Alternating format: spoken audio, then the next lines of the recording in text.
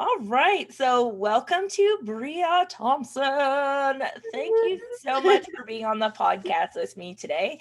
I'm super excited. I can't remember, where was the first place you and I had met? Was that at camp? At Camp Yeah, Boudoir? it Like was 2 years at ago? camp. I Yeah. remember I sat down with you and I think Sean, Yeah. and I was freezing and I cuddled up to you. I was like, get in here. Yeah. Yeah. Awesome. So, Bria, kind of explain a little bit about like your title, what you consider yourself to be, and all that good stuff before we get into the meat of the conversation. Oh my gosh, titles are fun. Let's see. So right now I kind of consider myself just an artist and an educator. I started off as a boudoir photographer, and once I got into my master's program at Arizona State, I kind of let go of the boudoir label a little bit because I found that it doesn't really cover what I do or what I like to explore with my work. And plus, now I'm a little bit more interested in teaching at like the college level, but my friend also introduced me to this amazing program where you basically it's women who were like wrongly imprisoned and they're kind of getting out of prison and they're learning new different skills, and she told me about the program where you can make your own classes there. So Oh, wow. yeah, after college I'm hoping to be able to do that as well. So That's so cool. That's awesome. Yeah, if you could find a way to not just like impact people through education, but in a way that really will, at the very least, I think, like, I'm assuming, what would you be teaching? Photography? Like that, that's what you would be teaching, or do you have other things that you like to teach? so I'm all about theory. I was an English major in undergrad, so I'm obsessed with theory and literature and things like that. So I would like to use photography as a vehicle to discuss theory, just because I know that like theory and literature can get really heavy and really dense. But I think the easiest way to get introduced to it is to ask questions, and a great way to start asking questions is through photographing things. So Yeah, absolutely. That's why I always said, for me, I'm like, that's how I collected data for like the body image information and things like that, was literally like, come in for this project I'm working on and I'll take your photograph, and or I'll teach you about this thing. But then in that, I was able to ask questions about the topic that I was specifically interested in, because it was easier than saying like, come in for this like roundtable discussion about heavy topics like body image and trauma. It was a bit easier to deliver it through a photo shoot or things like that. So I think that's really awesome. yes, and I think people's bodies need to move when you're dealing with like heavier topics. Weirdly enough, like Yeah. it can get uncomfortable at times, and so I think having your body engaged or having your hands engaged kind of lessens the anxiety and opens people up a little bit more too. Well, and I also think, and this was kind of what I was going to say before I asked you, like, what are you going to be teaching? Because I wasn't sure. But because you're going to be using photography, it is like, at the very least, it's an amazing creative outlet for people to, um, all the stuff that they have to work through, that's not just like getting back to the workforce and being a contributing member of society or whatever that means. It's also processing what the hell has happened in the last few years for them. And I think photography is a great way for them to kind of explore that. So that'll be really cool. If you I can't wait to see when and if you do that. So I'm super excited. yeah. So one of the things that interested me when I reached out to you, well, you had reached out to me, but I was thinking about reaching out to you, so it was interesting for the Boudoir University. So Bria teaches a course called Mitigating Harm, which is theory in essence, about the theory of harm that photographers. So tell me a little bit about why that was important to you, like why that topic, or kind of the power dynamics in photography is really an important topic for you. If you can go into that a little bit. Yeah, so there is this artist named Liz Cohen. She was also my professor last semester, and she taught a portraiture class. And she had this one unit about photographing people by obstructing the gaze of that person, or like their mouths, or like really identifiable parts of their body. And during this lecture, she also talked about that relationship between photographer and subject and how you obstructing those things, like what impact does that make? And after we had that assignment, I was just completely obsessed with like this dynamic because it's everywhere, especially when you're a boudoir photographer working in an intimate nature, like you're sitting with like naked people, Yeah. you know, and I mean, obviously like boudoir is not just like a women only arena, right? But just as my experience as a woman, I know that oftentimes like we kind of get a little like meek, or we kind of get like people pleasy in certain situations where we're uncomfortable. And I think it's the responsibility of the photographer to also kind of make sure like when they're overstepping or where they could potentially be overstepping, or like looking signals for like uncomfortability. I think that's why like reading body language is really important as well, and clear communication is important. Um, so yeah, it had me like going through all my interactions with like my clients, with like models that I've worked with, and thinking about the feedback that I've gotten. And something consistent that I always got was, I love how, specifically with models, I love how clearly you communicate. I love that you do mood boards. I love that you tell me exactly what you want. I love that you ask me about my boundaries and things like that.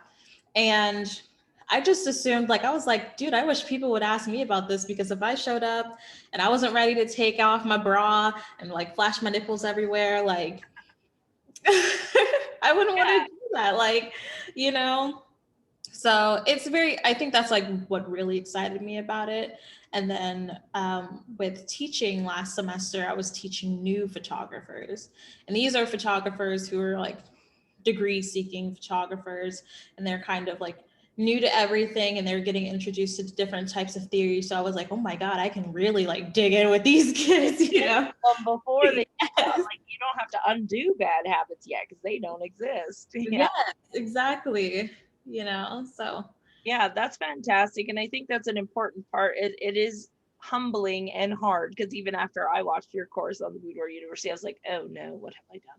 Like I had to go back and think, and like while my clients, like I'm very big on expectations to begin with, there were certain points where I was like, oh, I can see that I probably overstepped my bounds as to like, well, this is how I expect you, the subject, to deal with your body image as a, even if they weren't ready to do that. Like I would try to communicate ahead of time, be like, this is the process, and they would still say yes. But after hearing about the people pleasing side of things, I was like, so they may have been like, yeah, totally okay, meanwhile inside they're like, fuck, you know what I mean? So I think and I think that's the thing with photographers. We're like, well, and there is this idea that is perpetuated in Facebook groups of photographers that it's like, you're the artist, you decide how things are done.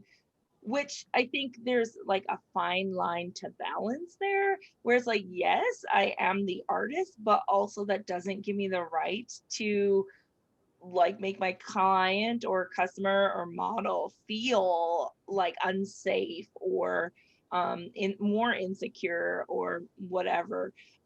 Regardless of my methods to get the results that I need to have, I still have to consider that there's another human being present. And I think that's like really eye-opening, that I think a lot of certain groups on the internet tend to be like, oh well, you're the artist, you decide. And it's like, no, I don't think that'll fly anymore. yeah, no, I don't really gel with that, and it's for a few reasons. One, you are an artist, but I also think people need to realize that like people are paying you for a service, and nudity on the internet, if someone's modeling for you, is a very sensitive thing.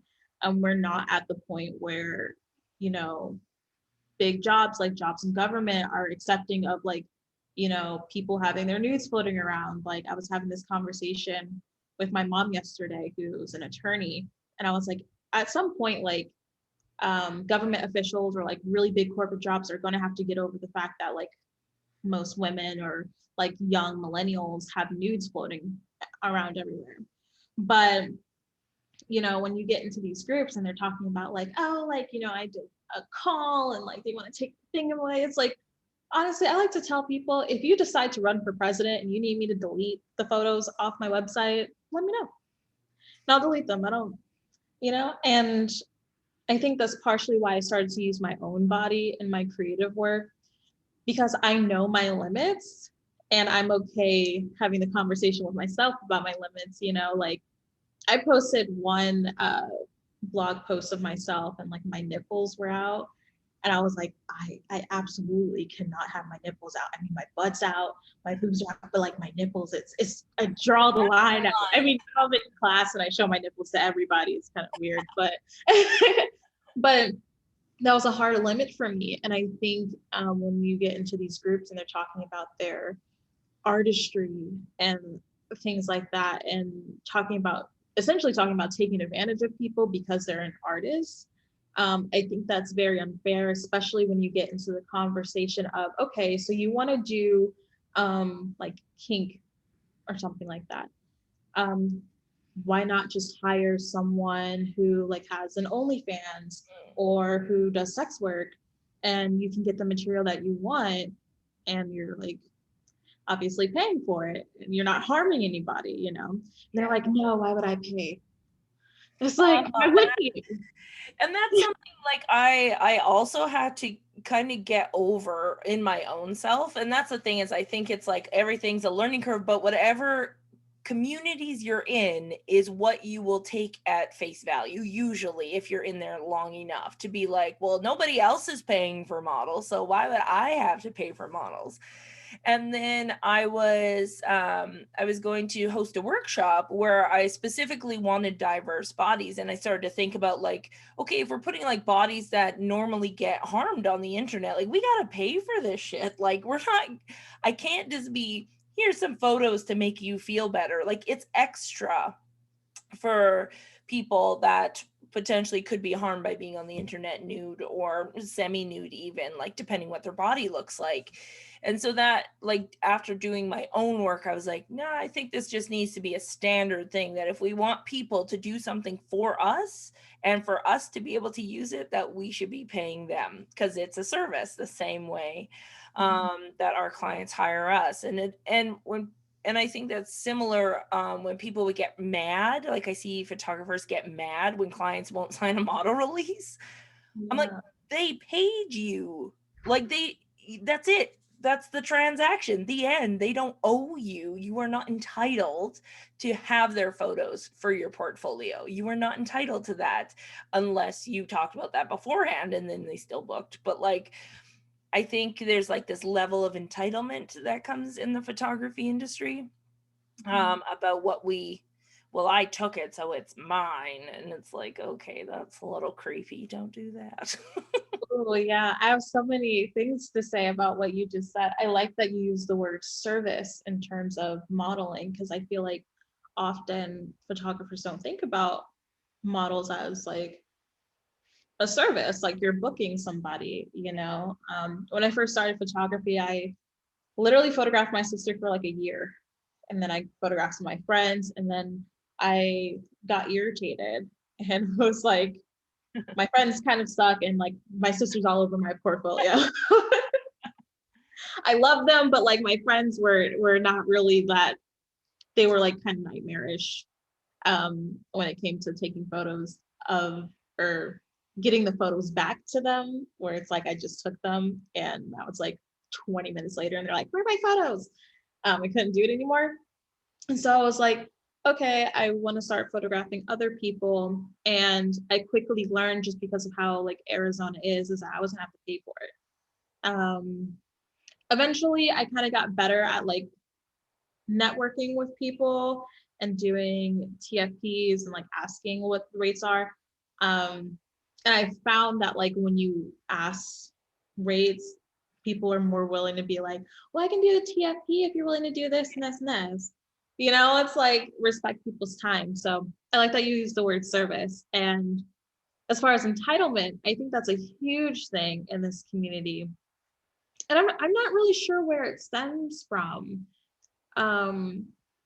Yeah, I'm really curious. I mean, I think I know where it stems from, is that, well, online anyways, is that it is very largely populated by white males, that do feel entitled to bodies, that do feel entitled to certain things like that. In my experience, in the groups that I've been in that are heavily male dominant, Mhm. they are the ones that are very like, you shouldn't have to pay. Like they're the ones voicing up that you should not have to pay for somebody to take their photo. No, like it very much is usually, from what I've experienced anyways, online. Oh, that's so interesting. I feel like I mostly experience like women doing that. Oh, really? Surprisingly. Yeah.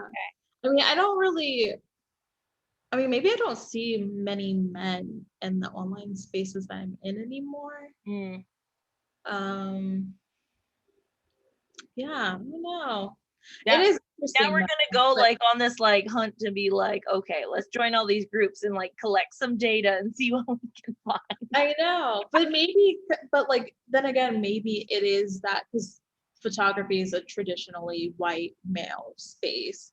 So Yeah. maybe that is where that stems from, but maybe women and everyone else are continuously like Just perpetuating keeping, people. yeah, Yeah, exactly, like perpetuating the behavior as possible. I just think like I, and it's so interesting that it's artists too, because like, and maybe it's like kind of when the bully is being bullied so they become the bully, it's like artists don't feel respected in the outer world, like it's not a job, it's not like, it's a great hobby, but like you can't have a career.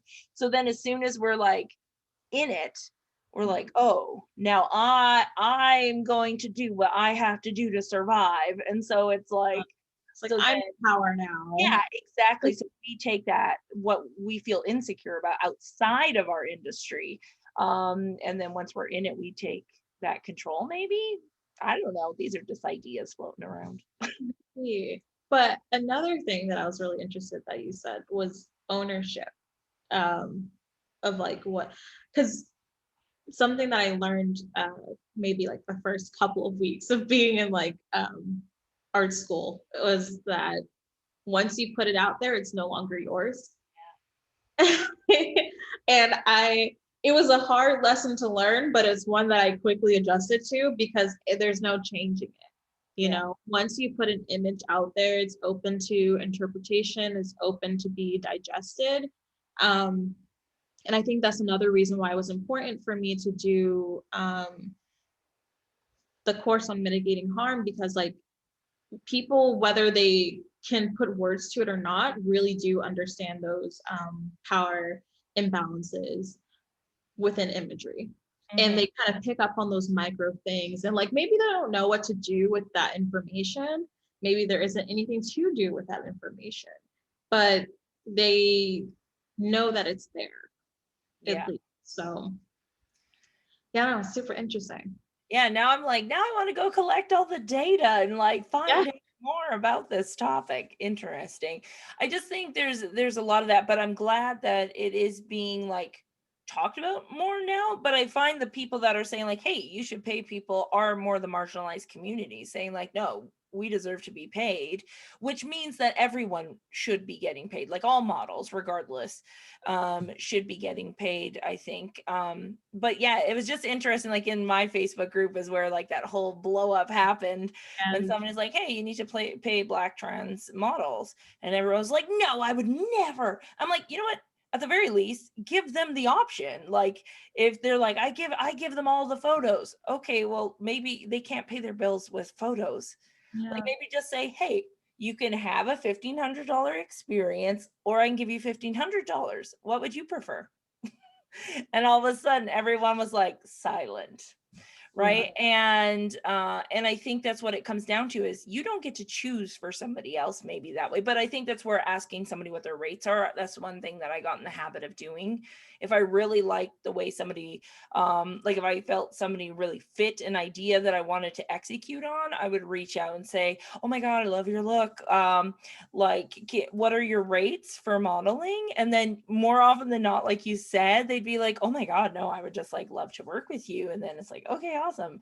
But I think it's just respectful to ask somebody like, hey, I would like you to do this thing for me, so I am willing to pay your rate, or see if I can afford your rate at the very least, you know, or save up for it if I need to. Yeah, I think people, I think you talked about this yesterday. I was in the studio yesterday, so I didn't like watch the whole thing, but you were talking about people like paying for the course and everything. And I know that's like pretty pricey. I get it, like, you know, but I think oftentimes, especially in the boudoir community or the photography community in general, there's this idea that like you have to have X, Y, and Z in order to be successful.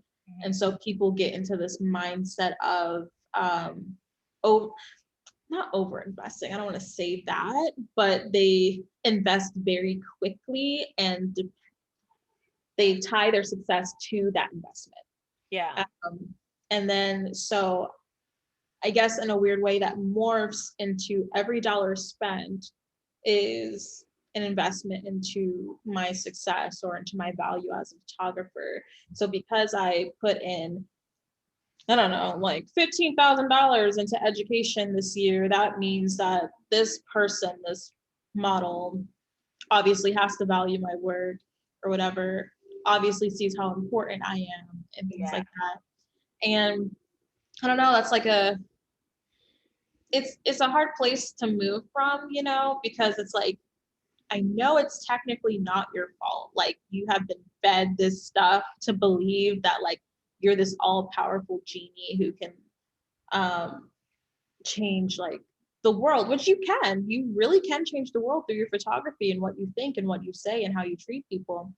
But I think sometimes in our communities we paint ourselves to be these like godlike creators, to where we don't really consider the bigger picture. And that's kind of like why I really love what you're doing with Boudoir University, because you're like taking the bigger picture and putting it in like digestible chunks for people to realize like, oh, like, you know, my work is good, but it's not worth someone's life.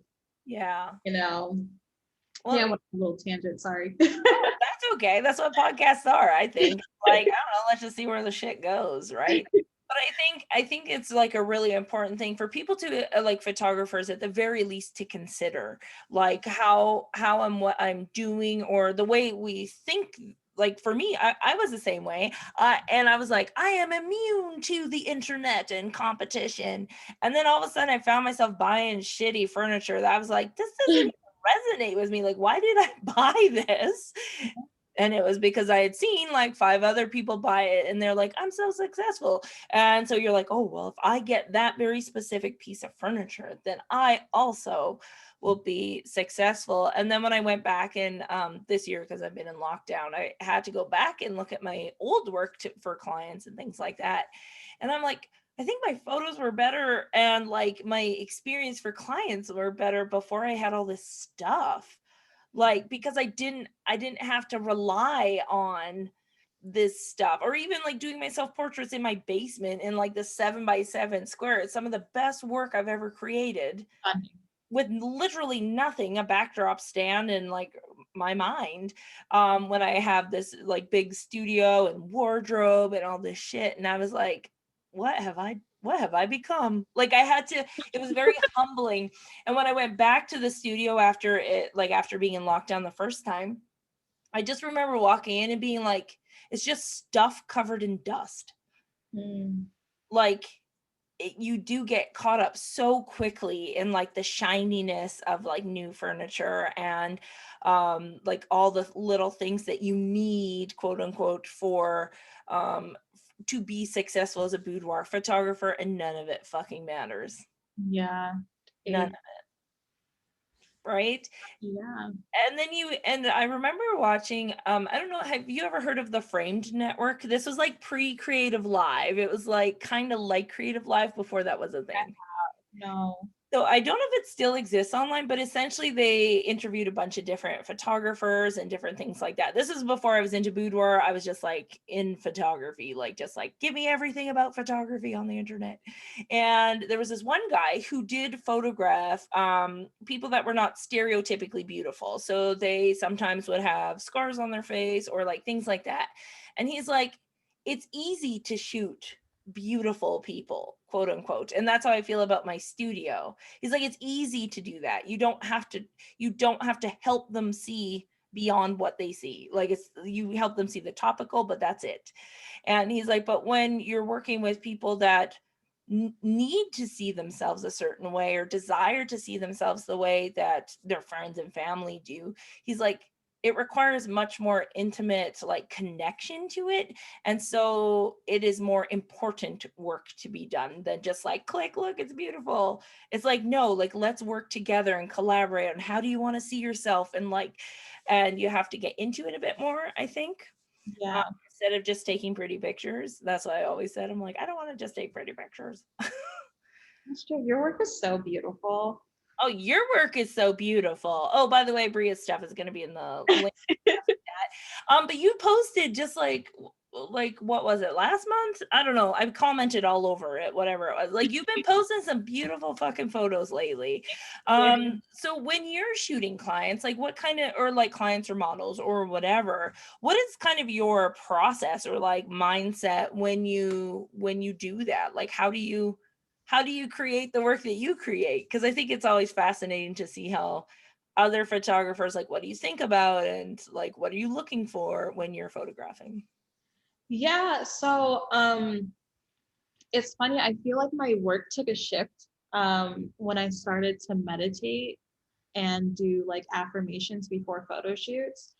And it wasn't even really anything about the client itself, but more so like about myself. So I would say things like I connect with people and I draw people who um, love me and who want to keep me safe and things like that. And I think having, I don't know if it matters, but I have an anxious attachment style.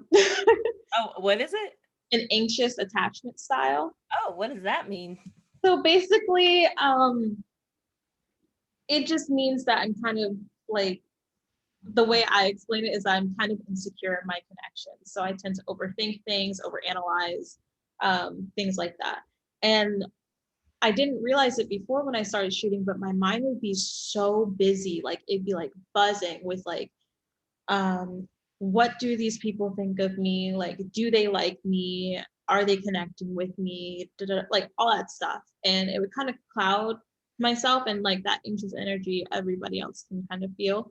Mhm. Um, but I feel like once I started to like meditate a little bit before and trust myself and my intuition, I started to make work that like I really enjoyed and that like people really connected with.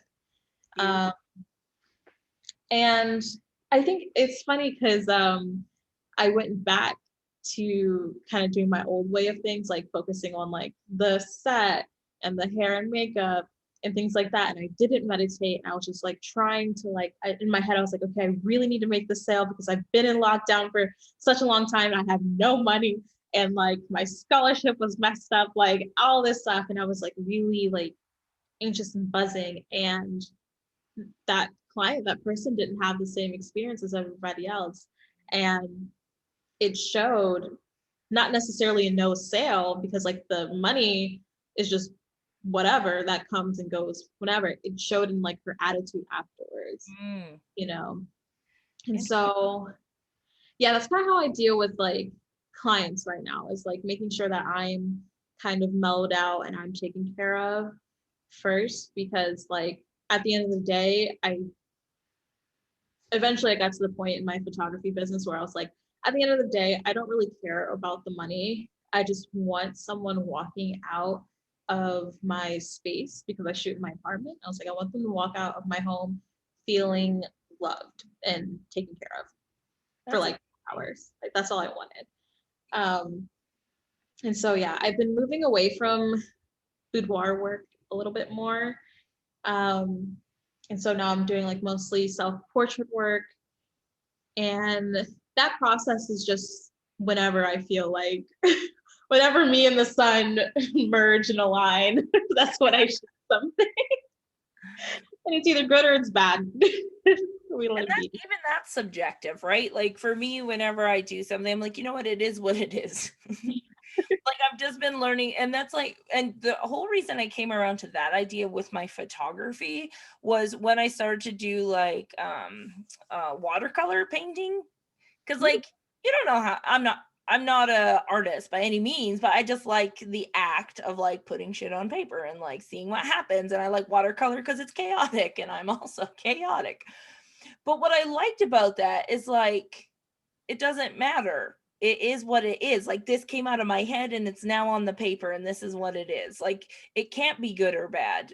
And like you said, when like what you learned in school was like your whole job is just to get it out.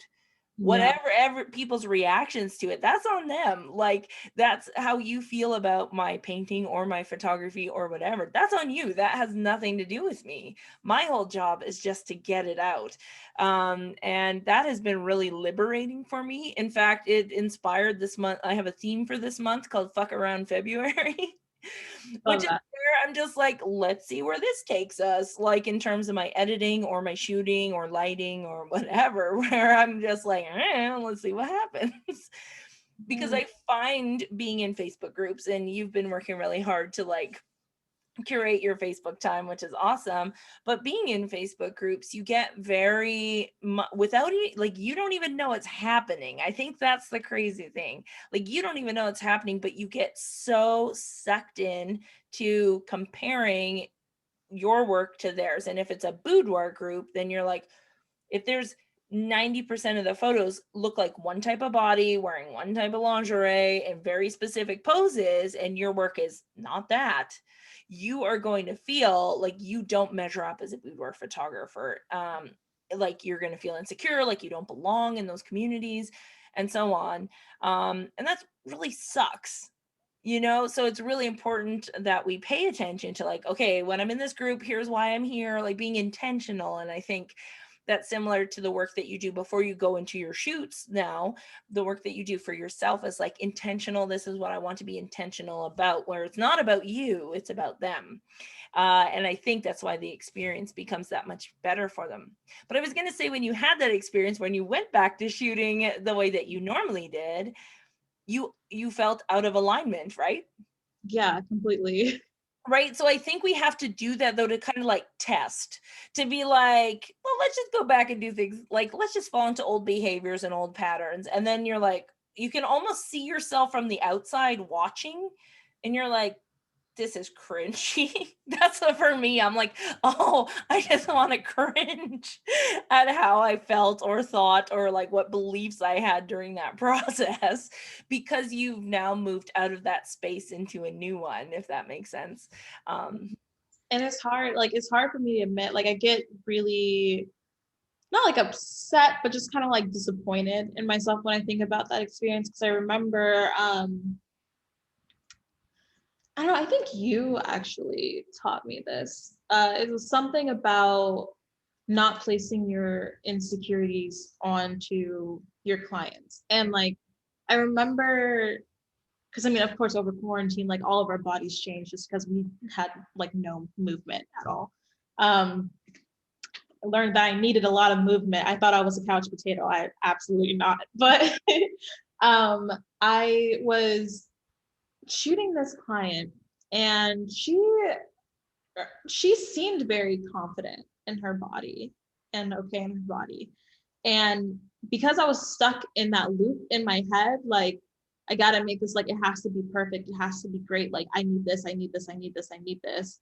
Um, I was sitting there like picking at her. Like I'm like, oh my God, she's not gonna like seeing like her stomach this way. She's not gonna like her like chin this way. She's not gonna like that side of her face.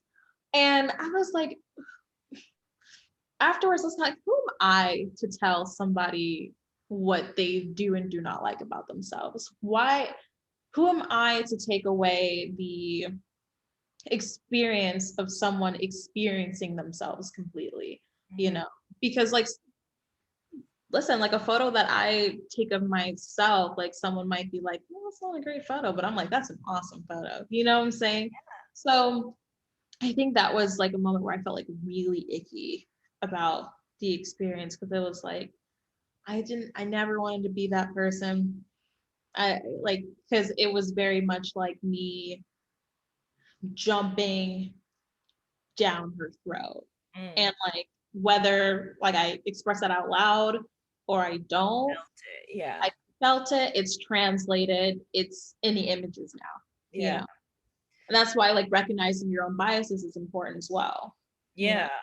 Absolutely. And that was like one of my things too. And because we all do it, it's like I found myself in this like behavior of having to like, I'm like, once I started asking questions like, why do I think we have to pose our clients this way? Like, why that shape?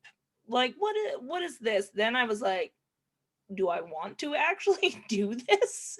Like, does arching this hard that like they're in pain the next day really deliver like this amazing experience that they want? It like I think there's just it's very complex that way. And the other thing is when we are a business trying to make money, we do know what sells, and the unfortunate reality is that most people will buy photos of themselves where they look smaller, thinner, or more adhering to beauty standards. And it's just the reality of it. So it's a really fine line to walk to say, like, at what point are we responsible for perpetuating what we're trying to fight against? And for me, it took 4 years to finally decide. Like last year, I decided to stop photoshopping, you know. And now this year I'm like, okay, we stopped photoshopping, now it's time to start really exploring how bodies can look that is not always in an arch, and being okay and like helping people be okay with that, because I realized some of my favorite clients I had last year were ones that had a hard time accepting their photos, and I had fun, not fun, I wouldn't say that, but I felt like I was doing meaningful work with them Right.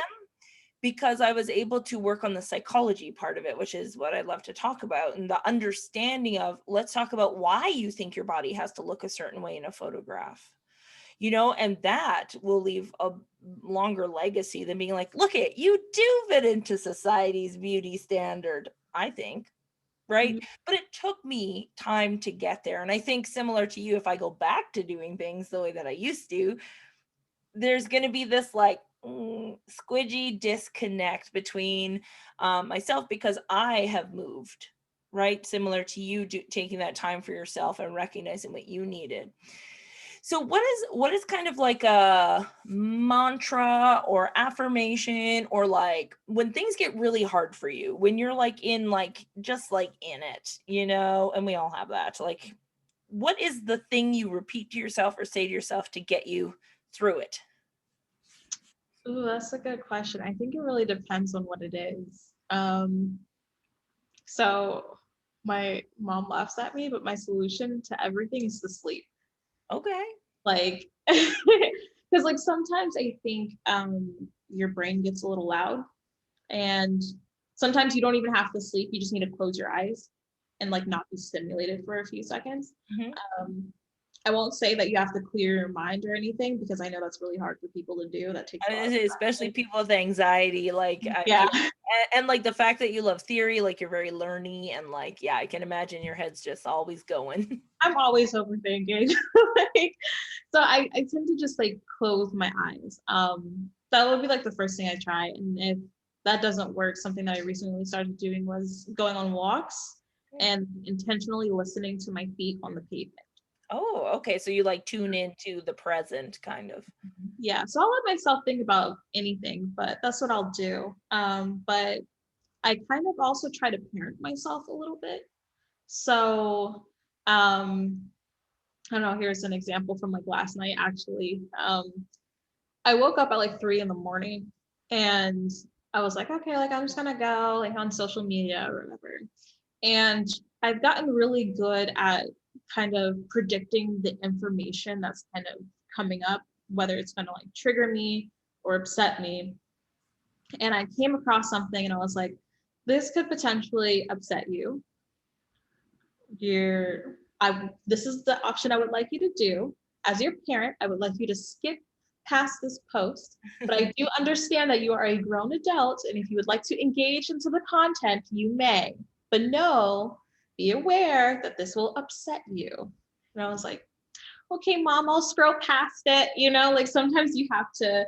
That's your high vibe self. That's what I always say. It's like where it's like, I mean, I'm not going to stop you, but here are some things to consider. Right. Exactly. I think that's important. I mean, I feel, yeah. I don't think I have any specific mantras. I wish I had a mantra. No, I think even just like techniques is really important for people because some words don't work for everyone. It might just add to the cloud of stuff in your head, right? So for some people it's probably easier to or better to not have words at all, but rather to just say like, okay, what is happening right now, like the feet on the pavement kind of thing, and just tuning into the present to eliminate that all of it, if that makes sense, because when you're focused on that thing you don't have time to focus on the outside stuff, right? Definitely. Yeah, I just think is that like it sounds like you've come to like curate some really important practices for yourself in terms of your business and so on. What was it like previously for you, or like what made you decide to say like, hey, shit, like I need to do something about this? Like I need to put these practices into place. What kind of helped you get there? This makes me a little emotional, but like I was like making myself sick. Like the way I was like involved in these Facebook communities and the heavy comparison game that I was doing, it was just making me sick. Like um one example was like, there's like the really high baller boudoir communities that are like, I make this and I'm a millionaire and things like that. And I remember like wanting it so bad. Like I was just like pounding the pavement, like trying to get a hold of like my finances, getting a hold of like this. I just getting rid of debt, like all this stuff. Like I was trying to, but it was weird because like it's like this weird tension in those type of communities where it's like you don't want any debt because then you can't be a millionaire, but like go into debt to like get my courses, like type thing, and then you can do it, and then you can just pay it back, like immediately your like first sale or something. I remember being so wrapped up in it, and then within those groups, there's also like people who are complaining about clients or like clients with money problems or like with budgeting problems, things like that. And I found that I was in spaces with a lack of empathy for others. And it really started to wear on me, like really stress me out. Like I would talk about money and I would grind my teeth. Like I would find that I was like pinching my jaw all the time. I was finding that I would go onto Facebook to intentionally look for the drama, to hang out with the drama and be a part of it and like put my opinion there.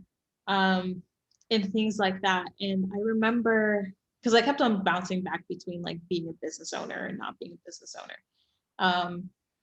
And I remember talking to my dad, and he was like, honestly, like, you don't have to pay these people to like be successful. Like, you don't have to do this. And dealing with money doesn't have to be hard.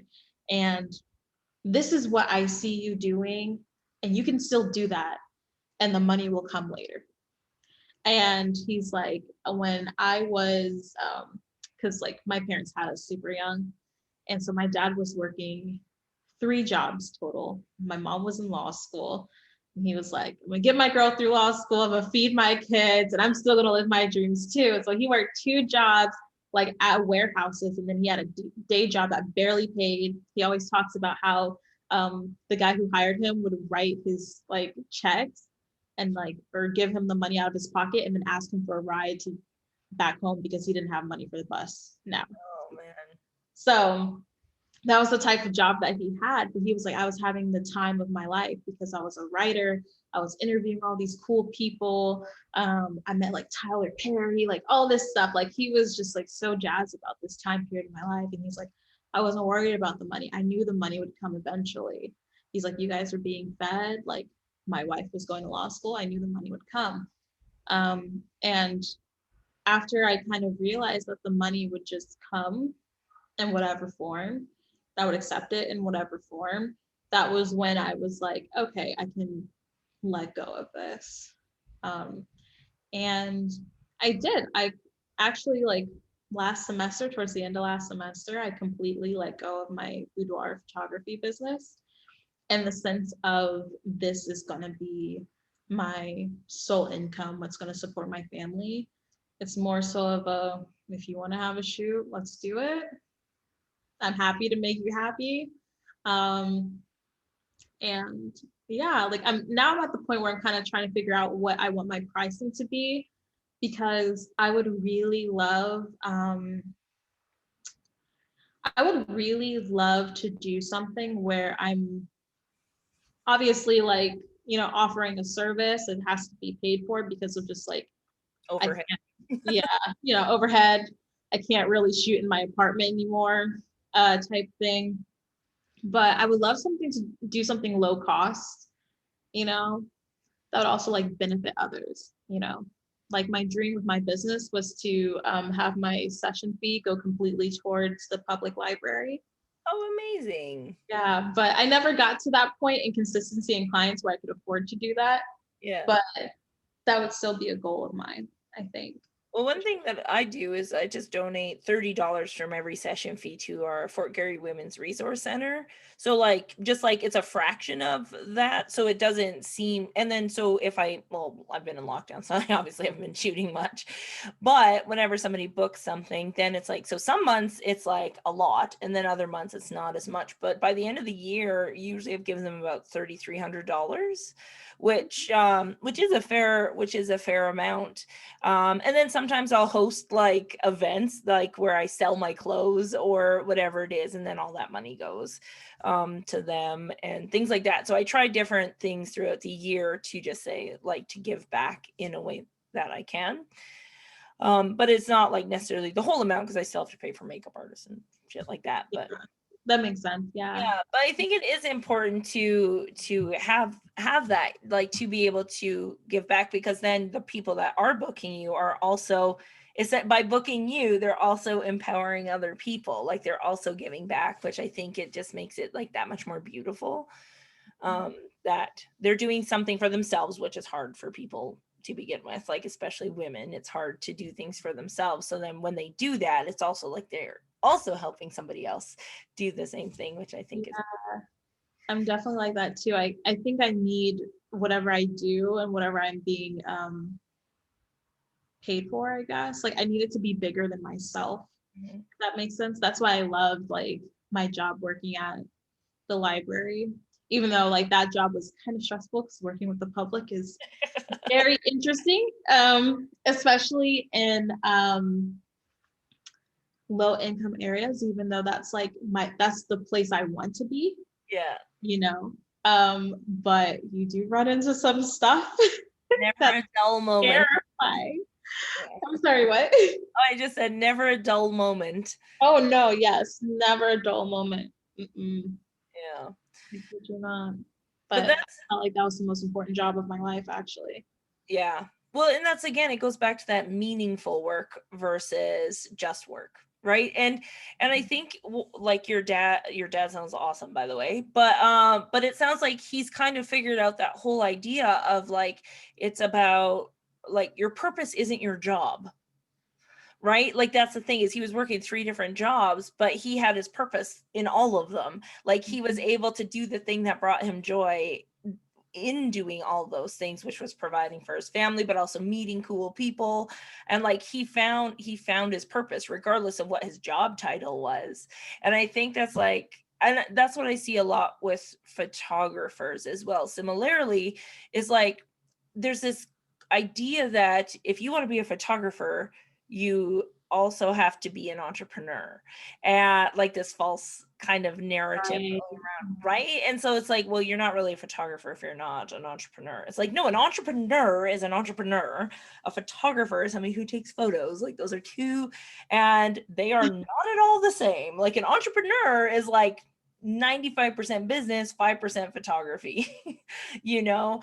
And I just think there's like these false expectations that people put on themselves, but also society puts on, like in terms of the Facebook groups, like, oh, you're not, like, you call yourself a photographer. Like we see it all the time, and it's heartbreaking because some of my favorite photographers don't do photography full time. And that's probably why their work is what it is because they are able to be relaxed and not have to worry about their bottom line. You know, they're not like pushing for sales, which is fun for some people, but not a lot of us. So they're not worried about that in an effort to, so they can create art and collaborate with people. Right. Yeah, and that's what I found, like, this summer, I did those, like, universe decides photo shoots where it's like, "Let's just get together, we don't know where we're gonna end up, we're just gonna create together," and that was, like, literally the most fun I've had doing photo shoots in a very long time. And s Yeah, and it was just, but a big part of that was that it was not, and people were like, "You should charge for those," and I was like, "Fuck no," because as soon as I charge, there's expectations attached to it. I'm like, "This way, there's no expectations." This is like, no, we're just playing.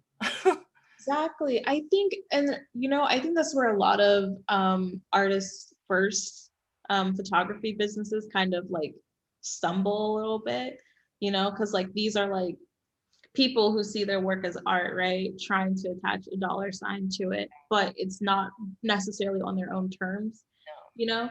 Um, so they have to be like involved with other people. There is like a like profit margin and like taxes and like all those like crazy things. Whereas if you were just doing the work that you wanted to do, you could sell it in any medium that you wanted to. So I think it's really important, just for like the sake of anyone, whether you see yourself more as like a business person first or a photographer first, that you have these little outlets where you're just being creative to be creative. Yeah. No pressure, just doing what you can do. And I think your cards are perfect for that. I've been meaning to get my own cards. But it's funny because when I first went to order them, I confused myself because I was overthinking, and then I understood it, and then I forgot. So I need to definitely do it, especially because I'm working with film now. Oh, that'd be so awesome. So the universe is really going to decide, because I'm not very good at shooting film and releasing that control of seeing it instantly. Yeah. I actually I use like disposable cameras sometimes. Like I'll go to the drugstore, like if ever I go to the drugstore, I always pick up on those disposable cameras and I'll use that to take photos because I'm like, I have no fucking idea what this is gonna do. Because you can't control anything on a disposable camera. Like you can turn your flash on and maybe off. I don't even know if you can turn it off once it's turned on. But yeah, it's just like the shittiest thing ever, but it's so fun to like release that, like the expectation. You're like, and we won't know for like 2 to 3 weeks what this looks like. Yeah. So it kind of brings you back to like film when I was younger, before digital cameras came out, and was like, ooh, I get to send it away and then you get a package in the mail. Yes, that's like the best part. I feel like that's the best part. I'm Yeah. actually doing a project right now where this is probably going to sound so nutty, where one of my exes is actually going to be photographing me with a film camera, and so that's like releasing all sorts of control that I have. Yeah. I'm like low-key gritting my teeth over it, but I think it's important to release that control sometimes, and to allow yourself to be creative. And something that I would offer to other photographers is to look outside your medium as well, because like, you experimented with like watercolor. I would love to see what you would do with like sculpture and pottery. I feel like you could make some really funky stuff. Uh, You're like, I'm not into it, but I'm like, I don't think I have the patience. I tried like resin this summer, and I was terrible. Like I just don't have the patience and the like very disciplined, like it would be interesting. We'll say that. And who's to say that it has to be a disciplined art form, Though though? I do want to make a booby mug. That would be cool. Because That'd I've seen be people cute. make those things and like that looks fun. And like it would be very misshapen, which is accurate to boobs. So like, you know, but it's going back to like what you said about entrepreneur or hobby is like my mind is like, oh, I'm gonna get so good at this and then I'm gonna sell them. And I'm like, no, you're not. Stop it.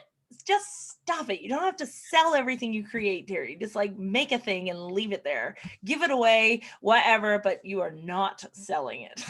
Because then there's expectations about consistency and like all these different things. So yeah, I think it's important to step outside the medium for sure. I tried making candles once. Terrible. Hated that.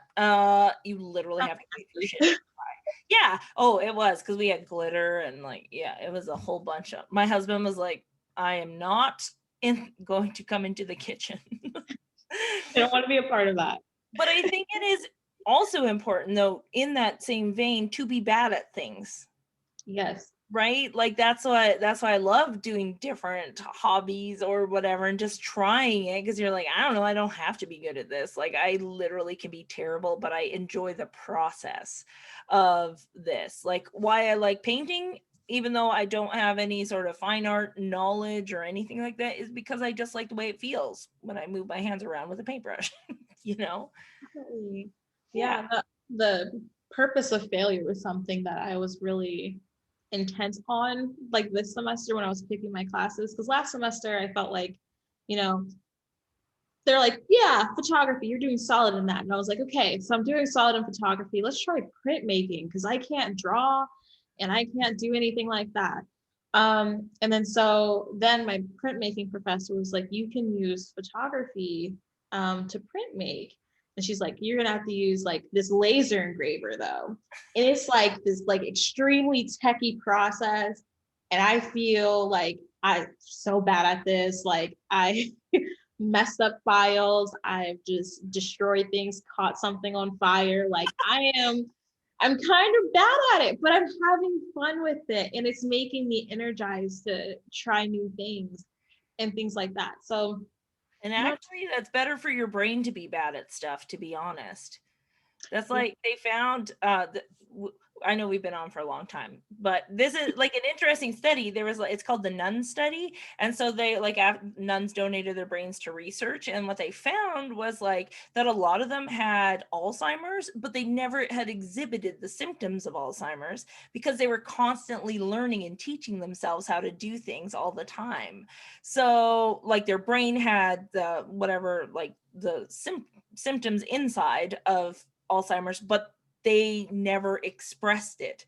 Like they never showed outward symptoms because their brain would just take over in different areas and learn things in different areas of the brain instead of where it normally would have done. So the process of being bad and learning things is so important. Wow, that's fascinating. Yeah, if you like this kind of shit, I'm reading the book Live Wired by David Eagleman, and it is like I'm like nerding out hard because I love neuroscience, but it's literally about how the brain is like plastic, and we all know that now. But like, and your brain will literally just like if a part of it is compromised and you need to relearn, if you just keep relearning that thing, it will just pick a different part of your brain that's close to that segment, and it will teach that part of your brain to do that thing. Like it's nuts. That's fascinating. But that's why we should be bad at things, is what is the moral of that. Yeah, and I think it's just fun. Like, It is fun. you know, Especially it's humbling. And I think that's the other thing that going back to what we talked about at the beginning is like if you can acknowledge that you're not good at everything, like there's it's humbling and it's good to balance out that yes, you might be amazing genius over here in this section, but you're not good at everything. So you need that balance to say like and it's okay. I'm still an awesome human. Like, because I think when we're, especially people that have been raised to be the best at everything, that's not possible, I don't think, for people to always be the best at everything. And if they are, there's a lot of pressure that comes with that. So I think it, like, intentionally be doing things that you know that you may not be good at is important to help balance out that, and I'm still here, and I'm still worthy, and I'm still valuable as a human, even if I'm not getting an A+ on this artwork, or if I can't sell it for $5,000 or whatever, I'm still a worthy human because I exist, right? It's like I set something on fire and everyone is still talking to me. So Yeah, and you have a cool story to tell about setting shit on fire. That's amazing. Like, nobody wants to hear how you mastered it on the first try. They want to hear about how you started shit on fire. Right? That's so much more engaging, I think. Anyways, so before we go, is there anything that you would like to say, or anything that you want to let people know about, any projects you have coming up aside from the portraits that your ex is taking of you? oh my goodness. Anything we can be looking out for, that you have coming up? Um, Not the moment. I mean, you can definitely keep up with me on Instagram. I don't remember my Instagram name. I'm so sorry, but I'll like send it. It'll be in the notes, in the Okay. description. Yeah, don't I worry. changed the username and I don't know what it is anymore. I'm so sorry. Um, but yeah, I mean, there's going to be exciting things popping up. I'm trying to get into a few shows. I'm creating more work. And yeah, I guess something that I would just part with. Um, the photography community, especially online, is a very big place, and there's a lot of people who are gonna present themselves to know more than you do. Um, Sometimes they do know more than you do, and sometimes you should definitely listen to them or at least consider what they're saying. But also, listen to yourself, be intuitive, and you know what you need, you know what you want out of your life. And like Teri said earlier, like your sole purpose isn't to just like make money and then die. You get to exist a little bit in between.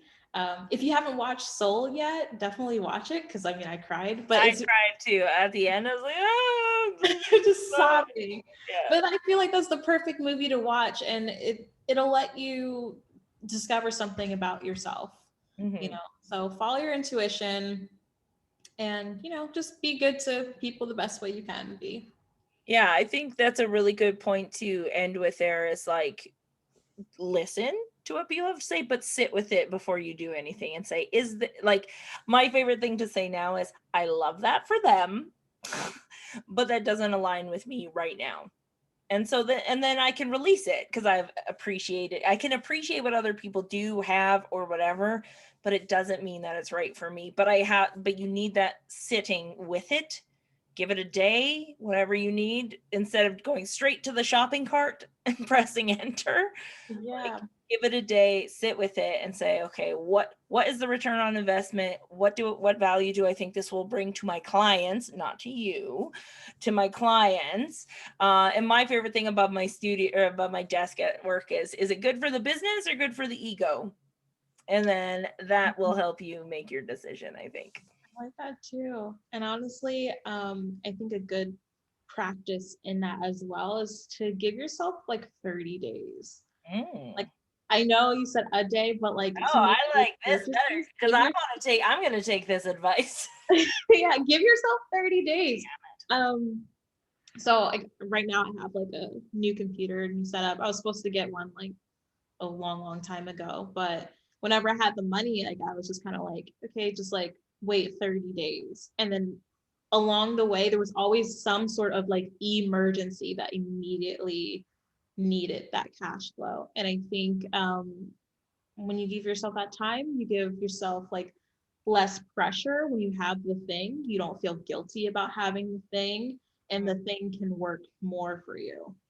Yeah, and it gives you time to save up too, and then it's more rewarding when you do get to, it's like exciting because you're like, oh my God, I worked for this. Like, I saved my money to buy the thing. I remember doing that as a kid, and then when credit cards became a thing for me, it kind of went out the window a little bit.